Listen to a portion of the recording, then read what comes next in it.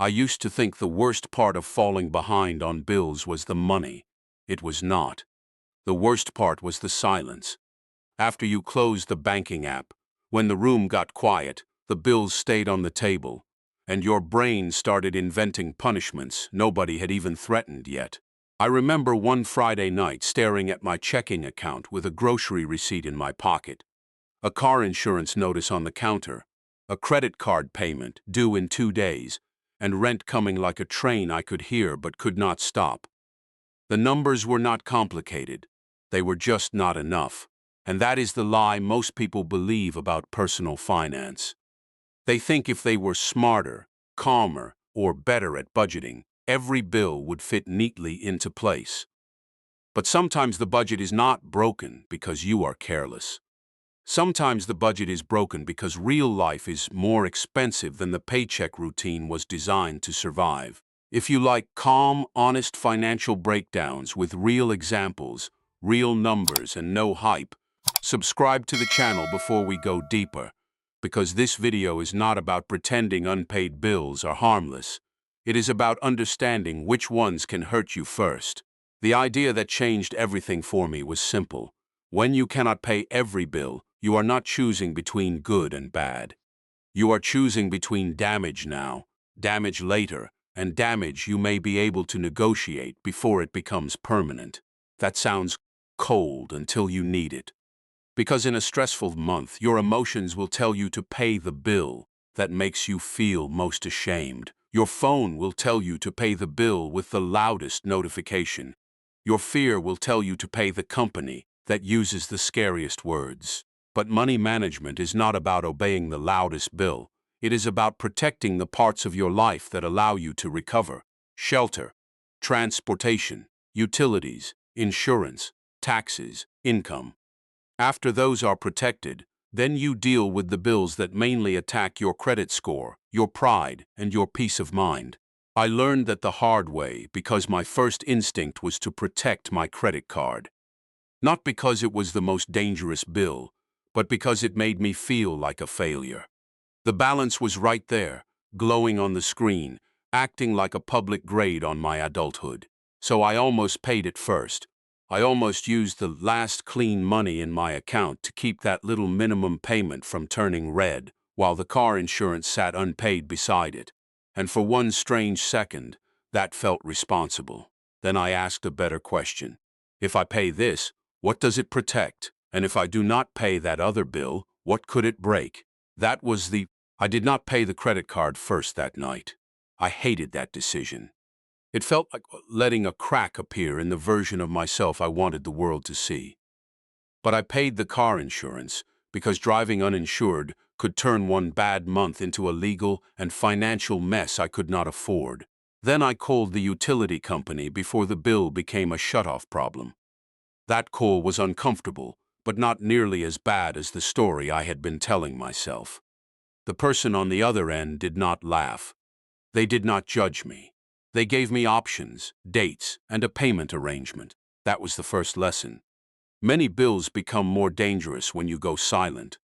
Not because the company is kind, but because systems are built around deadlines. If you speak before the deadline, you may still have doors. If you disappear, those doors start closing without asking how stressed you were. The second lesson was harder. I had to admit that protecting my credit score was not the same thing as protecting my life. A credit score is important. It affects loans, apartments, insurance, and sometimes even the price of future mistakes.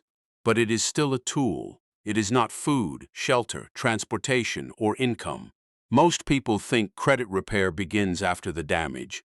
The honest version is that credit repair begins before the damage, when you choose not to make the month worse by paying the wrong bill first. Sometimes the best way to protect your credit long-term is to protect the life that lets you earn, catch up, and rebuild. The part I had ignored was the chain reaction. If I missed the credit card, I would feel embarrassed and pay fees. If I missed the insurance and got into an accident, I could be buried. If I missed rent long enough, every future apartment application could become harder. If I ignored taxes, the problem could grow teeth. So I made a rule for myself. In a crisis month, I do not ask which bill is most annoying. I ask which bill can remove stability from my life the fastest. That question is simple, but it cuts through shame better than almost any money mindset advice I have ever heard. Over the next few months, I learned that unpaid bills do not all move at the same speed. Some crawl, some wait. Some negotiate, some punish you quietly. Some look harmless until they connect to your job, your home, your legal safety, or your ability to keep the lights on. Comment checklist below and check the pinned comment. I'll leave a free checklist there so you can sort your bills by real-world consequence, not fear, and I'll include the private community details for deeper personal finance breakdowns. Now here is where the whole situation gets uncomfortable. The real enemy was not just debt. It was the way fear made me want to look responsible instead of act strategically. For years, I thought budgeting meant proving I had control. The spreadsheet had to look clean. The categories had to behave. The paycheck had to stretch like I was in charge of reality. But the month I fell behind, I realized budgeting is not a personality test. It is a damage control system. The first category I built was survival. Rent, food, utilities, basic phone service, insurance, and the transportation that kept me working. Not lifestyle, not comfort, not looking normal. Survival. The bills that kept the floor under my feet came first. The second category was legal and government pressure. Taxes, federal student loans, anything with consequences that did not depend on a regular company suing me first. I learned very quickly that some debts do not need to be loud because the system already gives them power. The third category was negotiable pain. Credit cards, medical bills, personal loans, old collections, and the balances that hurt my credit score but did not immediately remove the tools I needed to recover. I did not ignore them. I just stopped worshiping them. That distinction matters. There is a big difference between delaying a bill with a plan and hiding from a bill with no plan. One is strategy. The other is fear wearing a blanket over its head. When I called creditors, I stopped starting with apologies and started asking questions. Is there a hardship plan? Can the due date move? Can the late fee be waived? Can this be split into smaller payments? Is there a lower interest option? Is there financial assistance? What happens if I cannot pay this month? Not every call helped. Some people were robotic. Some options were bad. Some companies acted like my whole life should rearrange itself around their payment portal. But even then, I learned something important. Information is power, even when the answer is no. Here is the psychological trap. When you are behind, you feel like you are not allowed to negotiate. You feel like asking for help proves you failed. So you stay quiet, and silence becomes more expensive than the bill. That is why people know what they should do and still do the opposite. They know they should open the envelope. They know they should call before the deadline. They know they should stop using the card. But fear turns simple tasks into emotional threats. I was not avoiding bills because I did not understand math. I was avoiding bills because every envelope felt like evidence. Evidence that I had mismanaged money. Evidence that I was not as stable as I looked. Evidence that my financial education had not protected me from real life. Think about it this way. An unpaid bill is not just a number. It is a message from the future. Some messages say, handle this soon. Some say, call before this turns expensive. Some say, if you ignore me, I will take away something you need to stand back up. Once I understood that, I stopped treating every bill like it had the same voice. The credit card was loud but negotiable. The utility bill was quiet but connected to daily life. The car insurance was boring, but it protected me from a disaster that could multiply everything. That is when my money management changed from emotional cleanup to real priority. I still cared about my credit score. I still wanted to pay every debt. I still hated being behind, but I stopped letting shame decide the order. A crisis budget is like a lifeboat. You do not load it with the prettiest luggage first. You load it with water, food, medicine, navigation, and the things that keep people alive long enough to reach shore. In personal finance, the lifeboat is shelter. income, transportation, utilities, insurance, taxes, and basic food. Everything else may matter, but it does not get to climb aboard first, just because it is yelling from the dock. Credit card debt is heavy luggage. Medical bills are heavy luggage. Old collections are heavy luggage. You do not throw them into the ocean forever, but you also do not let them sink the boat while you are trying to survive the storm. The strange thing is that this kind of budgeting can feel irresponsible at first.